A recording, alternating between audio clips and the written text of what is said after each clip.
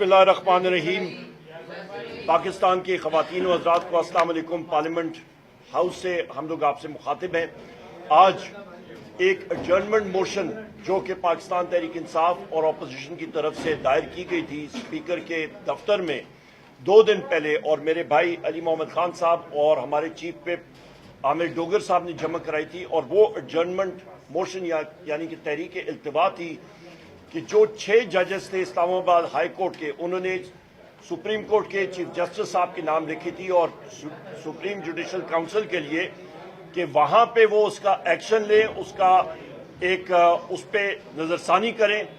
और उस पर यह था कि इंटेलिजेंस के एजेंसीज के लोग हाई कोर्ट के जज साहिबान के कमरों में उन्होंने कैमरे तस्लीम किए हुए थे, फिट किए हुए थे, उनको ज़दोकोब कर रहे थे, उनके दामाद को, लोअर जुडिशरी के लोगों को उन्होंने जरा खामोश, उनके जो बाकी लोग थे लोअर जुडिशरी के, उनके लोगों को वो ज़दोकोब कर रहे थे, डरा धमका रहे थे। उसके खिलाफ उन बहादुर जजेस ने खत लिखा था और ये पाकिस्तान की आइन और कानून के मुताबिक सबसे अहम चीज थी। इसके साथ साथ हमने ये चीज भी उठाने की कोशिश की, पर बदकिस्मती के साथ स्पीकर के ऑफिस ने और इस हुकूमत ने वो एजेंडा बिल्कुल रद्द किया और अपना एक बिल्कुल जिसको कहते हैं कि विम्सिकल एक फजूल एजेंडा आइटम वहां पे लाए थे जिसका कोई वो नहीं था एजेंडा आइटम, और उसके ऊपर उन्होंने इन चीजों पे नजरसानी नहीं की। और 2 अहम चीजें, फॉर्म 47 के तहत 2 लोगों ने आज हलफ उठाया और वो हमारे लोधरा से राना फराज नून साहब को डीसीट किया गया NA 154 से, जिसकी हम लोग शदीद अल्फाज में मजम्मत करते हैं। जो ये वो साहब थे जिन्होंने यहाँ पे हलफ भी लिया था कौमी असेंबली में। और NA 81 से जनाब बिलाल चौधरी बिलाल इजाज साहब को डीसीट किया गया और उनकी जगह एक दूसरे शख्स को उन्होंने, और सादुल्ला उनके स्टेज अभी तक चल रहे हैं, एहसानुल्लाह विर्क साहब के और सादुल्ला बलोच साहब के स्टेज चल रहे हैं। ये इस मौजूदा हुकूमत ने जो फॉर्म 47 के तहत मसनूई तौर पे बनी है, वो लोग गलत तरीके से ये कर रहे हैं और हमारे लोगों को डीसी कर रहे हैं, क्योंकि चीफ इलेक्शन कमिश्नर जो है उसके साथ हुकूमत की डील हुई है कि इसको ये भेजना चाह रहे हैं कनाडा बहैसियत सफीर, और वो 20 सीटें उन्होंने हमारी मजीद टारगेट की हैं। इसको हम लोग रिजेक्ट करते हैं और इसका हर मौके पे हम लोग इसका तदारक करेंगे। बहुत शुक्रिया जी, ओवर टू यू। देखो, सबसे पहली बात है कि किसी भी डेमोक्रेसी में मजबूत होता है तो आप कहते हैं डेमोक्रेसी आज़ाद है, और ईवान तब मजबूत हो जाता है जब पब्लिक इंपॉर्टेंस के सारे इश्यूज आप ईवान के फ्लोर पे डिस्कस कर ले और इस पे बहस हो। जो एडजर्नमेंट मोशन हमने दी थी वो अदलिया के आज़ादी रिलेटेड थी, क्योंकि जज साहिबान ने जो लेटर लिखा है उसमें 2 चीज़ों का जिक्र किया है कि पॉलिटिकली मोटिवेटेड इंटरफेरेंस हुई है, और साथ ही साथ ये कहा है कि न सिर्फ ये कि इंटरफेरेंस हुई है बल्कि ये कहा है कि उसमें इंटरफेरेंस हो रही है। ऐसे इस किस्म के एडजर्नमेंट मोशन को ना अलाउ करना, उस पे पार्लियामान में बहस न करवाना, इस बात का सबूत है कि मौजूदा हुकूमत इस अदलिया के इंटरफेरेंस में के गुनाहों जुर्म में बराबर का शरीक है। हुकूमत पे उंगली उठी है, हुकूमत को मुल्जिम ठहराया गया है। अब सुप्रीम कोर्ट ने जो सोमोटो लिया है हम उसको खुशाइन समझते हैं, लेकिन सुप्रीम कोर्ट से हमारी इस्तदा है कि आप लार्जर बेंचेस से बनाएं। पहले इस किस्म के केसेस आए हैं वो मिनिमम 9 या 12 जजेस सुनते रहे। आप भी मेहरबानी फरमा ले 12 जजेस की फुल कोर्ट सुप्रीम कोर्ट बैठे और इसके तरीके से इकदाम करें, क्योंकि ये एक ओपन और शट केस नहीं है। जिस तरह इफ्तियार मोहम्मद चौधरी साहब डिपोज हो गए, उस वक्त एक ही आवाज थी कि जिस वक्त आप उसको रिस्टोर करेंगे तहरीक खत्म हो जाएगी। ये इस किस्म का केस नहीं है। बड़े सारे ऑर्डर करने पड़ेंगे, इकदाम करने पड़ेगी ताकि मेक श्योर हो जाए फ्यूचर में कोई अदलिया में इंटरफेरेंस ना करे, अदलिया को ज़ेर अताब और ज़ेर अंडर प्रेशर कोई ना लेके आए, ये लाजिम है। आज हमने इवन पार्लियामेंट्री पार्टी में भी ये फैसला किया था कि हमारे किसी MNA को भी कोई गुमनाम किस्म का फोन कॉल आएगा, हम उस इशू को भी सुप्रीम कोर्ट और हम पार्लियामान के सामने लेके आएंगे। पार्लियामान के फ्लोर पे इस पे बहस करना बहुत लाजिम है।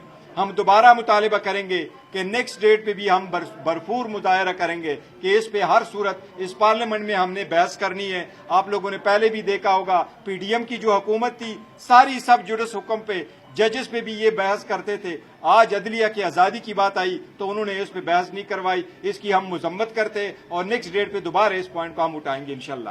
ہماری ایک اور ڈیمانڈ ہے کہ خاتون اول بشرا بی بی کو میڈیکل اٹینشن صحیح طرح دی جائے اور ان کے مرضی کے ڈاکٹر ان کو جا کے دیکھ سکیں اور ان کا علاج کر سکیں، کیونکہ وہ ان کو ڈینائی ہو رہا ہے اور اس کو ہم لوگ کنڈیم کرتے ہیں. آج عمران خان صاحب کو بہت بڑی ریلیف ملی ہے اسلام آباد ہائی کورٹ سے، اور اسلام آباد ہائی کورٹ سے عمران خان صاحب کے خلاف جو توشہ خانہ کیس میں عمران خان صاحب اور سابق خاتون اول بشرا بی بی ان کے خلاف سزا معطل ہوئی ہے اور ضمانت ہوئی ہے. پوری قوم کو خوشی ملی ہے، لیکن سوال بھی کھڑے ہوئے ہیں کہ عمران خان صاحب کا اتنا ٹائم قوم کا کیوں ضائع کیا گیا، اور وہ شخص جس کے ایک دستخط پہ کروڑوں روپے لوگ نچھاور کرتے ہیں، کبھی شوکت خانم کے نام پہ، کبھی نمل یونیورسٹی کے نام پہ. کیا کرپٹ ہو سکتے ہیں جب سپریم کورٹ نے خود ان کو صادق اور امین ڈکلیئر کیا تھا؟ آج اسلام آباد ہائی کورٹ سے ایک فیصلہ آیا ہے جس سے امید بندی ہے کہ انشاءاللہ عمران خان صاحب کو سائفر کے جھوٹ کے پلندے سے بھی نجات ملے گی. القادر ٹرسٹ کیا ہے؟ دیکھیے، آپ کے سابق وزیر اعظم عمران خان صاحب نے ٹرسٹ بنایا. ٹرسٹ کا مطلب یہ ہوتا ہے اعتماد، وہ اس کے بینیفیشری نہیں ہیں. اور القادر ایک یونیورسٹی بنے گی جس میں آپ کے ہمارے بچے تصوف پڑھیں گے، صحابہ کرام رضی اللہ عنہم اجمعین کے بارے میں پڑھیں گے، انبیاء کرام علیہ السلام اور ساتھ میں ولی اللہ حضرات کے بارے میں وہ پڑھیں گے. ایک ایسے رفائی، ایک ایسے دینی کام کے خلاف آپ نے عمران خان صاحب کے خلاف کچھ نہیں ملا تو آپ نے یہ کیا. انشاءاللہ جس طرح کل پشاور کے عوام نکلے ہیں اور عمران خان صاحب پہ اعتماد کا اظہار کیا ہے، آپ نے آج دیکھا اسلام آباد ہائی کورٹ سے بھی فیصلہ آیا ہے اور سپریم کورٹ سے جو سو موٹو نوٹس لیا گیا ہم اس کو اپریشیٹ کرتے ہیں.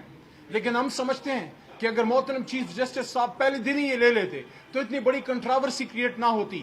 اور یہ اچھا ہوا کہ کسی کمیشن سے ہمیں نجات ملی ہے، کیونکہ کسی بھی کیس کو کھڈے لائن کرنے کے لیے آسان طریقہ یہ ہے کہ اس کو آپ کسی کمیشن کے سپرد کر دیں. دوسری بات یہ ہے، پارلیمنٹ میں ہم کھڑے ہیں، میں محترم سپیکر صاحب سے احترام کا رشتہ ہے کیونکہ وہ باقی اپنے ساتھیوں کی طرح شاید فارم 47 والے نہیں ہیں، لیکن اتنی بڑے فارم 47 کی حکومت کے سامنے بیٹھ کے میں ان سے پوچھنا چاہتا ہوں سپیکر صاحب سے بصد احترام کہ میں نے اور محترم ہمارے چیف وپ عامر ڈوگر صاحب نے ایڈجرنمنٹ موشن موو کی کہ ان 6 جج حضرات نے جو لیٹر لکھا ہے اس پہ اس قومی اسمبلی میں ڈیبیٹ ہو، ڈسکشن ہو، تاکہ جو ان کا پروٹیکشن چاہیے اس پہ پارلیمنٹ حکومت کو ڈائریکشن دے. اور مت بولیے اگر کسی کو علم نہیں ہے، قانون سازی یہاں ہوتی ہے، آئین سازی یہاں ہوتی ہے. اور جتنے محترم جج صاحبان ہائی کورٹ میں آتے ہیں یا ہائی کورٹ سے سپریم کورٹ میں جاتے ہیں یا پھر پرماننٹ ہوتے ہیں، اس کا آخری فورم پارلیمنٹ ہے.